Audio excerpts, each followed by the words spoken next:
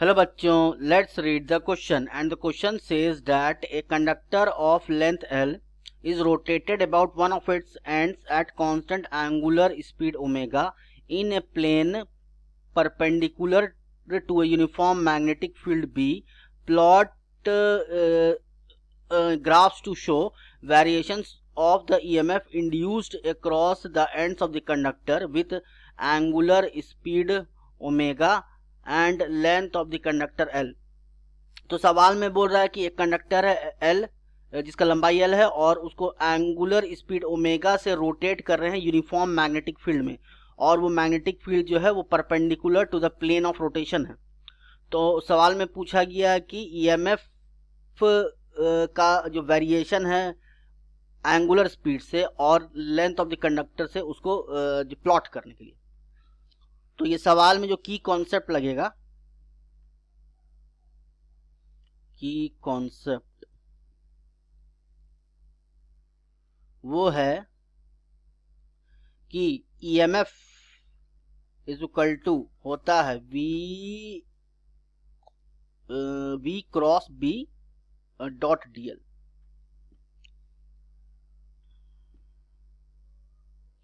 जहां पर V जो है वो वेलोसिटी है, B मैग्नेटिक फील्ड है और DL जो है स्मॉल लेंथ है। तो यहां पर जैसे क्वेश्चन में गिवन है कि एक रॉड जो है वो यूनिफॉर्म मैग्नेटिक फील्ड में रोटेट कर रहा है। तो मान लेते हैं यहां पर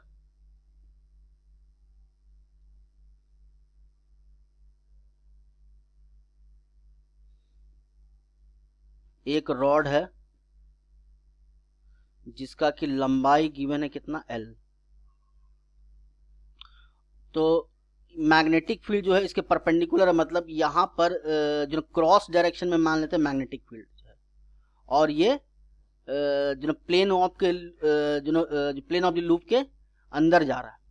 तो यहां से x डिस्टेंस पर अगर एक dx एलिमेंट लेते हैं, ये मान लीजिए है dx, और ये जो डिस्टेंस है ये मान लीजिए x है।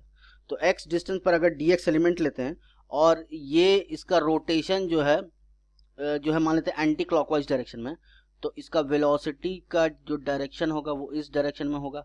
मैग्नेटिक फील्ड जो है वो अंदर की तरफ है, तो V और B के बीच में जो एंगल हो गया 90 डिग्री हो गया। तो अगर V क्रॉस B करेंगे तो V भी जो साइन थीटा होता है, तो थीटा का वैल्यू 90 डिग्री हो जाएगा, तो साइन 91 हो जाएगा। यानी कि E का वैल्यू हम लोग क्या लिख सकते हैं, यहाँ डायरेक्ट अब फॉर्मूला हो जाएगा E बराबर VB इंटू DL। अगर मान लेते हैं ये छोटा सा जो एलिमेंट है इसमें स्मॉल EMF जो है वो जनरेट कितना हो जाएगा, वो इक्वल टू हो जाएगा VB इंटू DX। और V का वैल्यू क्या लिख सकते हैं, यहाँ पर ओमेगा गिवन है, तो ओमेगा गिवन है तो V का वैल्यू क्या लिख सकते हैं, ओमेगा टाइम्स x B या DX। तो ये निकला स्मॉल EMF जो है वो कितना जनरेट होगा।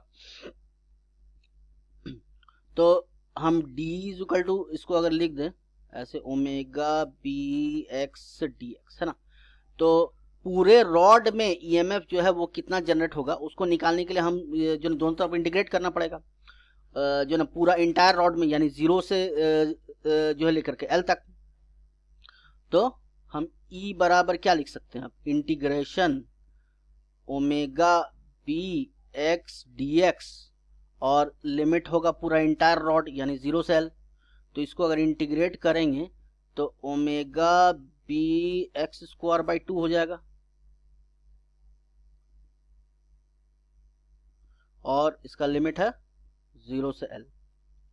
तो यहाँ पर L पुट करेंगे तो ओमेगा B यहाँ L स्क्वायर बाई 2 होगा, माइनस फिर 0 पुट करेंगे तो 0 हो जाएगा, यानी इसमें EMF जो डेवलप होगा वो कितना होगा, omega B L square by 2।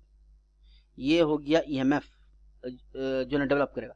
तो सवाल में पूछा गया था कि ओमेगा से EMF का जो वेरिएशन है उसको प्लॉट करने के लिए। तो यहाँ देख रहे हैं कि EMF और ओमेगा जो है वो डायरेक्ट रिलेशन में है, डायरेक्टली प्रोपोर्शनल है, यानी कि इसका ग्राफ जो है स्ट्रेट लाइन होगा। तो अगर हम ग्राफ को प्लॉट करें, यहाँ पर मान लीजिए इधर है मेरा EMF और इधर है ओमेगा, तो EMF और ओमेगा में डायरेक्ट रिलेशन है, तो इसका ग्राफ जो है स्ट्रेट लाइन होगा। ऐसा कुछ ग्राफ होगा, ठीक है। इसी का दूसरा पार्ट में बोला गया था कि जो है ना ईएमएफ जो है लेंथ ऑफ द रॉड से जो है कैसे वैरी करेगा। तो यहाँ देखिए ये एल स्क्वायर है, तो जो है ना तो हम बोल सकते हैं कि ये जो है वो directly proportional to L square है, मतलब क्वाड्रेटिक है। तो क्वाड्रेटिक का ग्राफ जो है जो पैराबोलिक होगा। तो इसको अगर हम प्लॉट करें,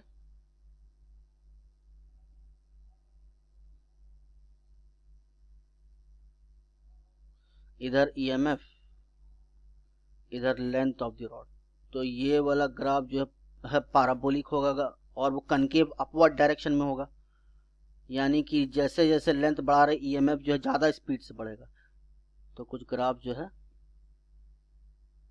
ऐसा ग्राफ होगा, ये ग्राफ बनेगा ईएमएफ और लेंथ ऑफ द रॉड के बीच में।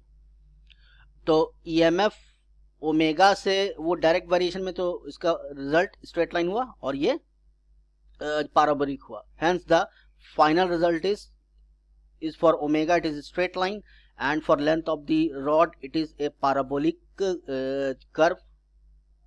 Hope you have understood it well. Best of luck.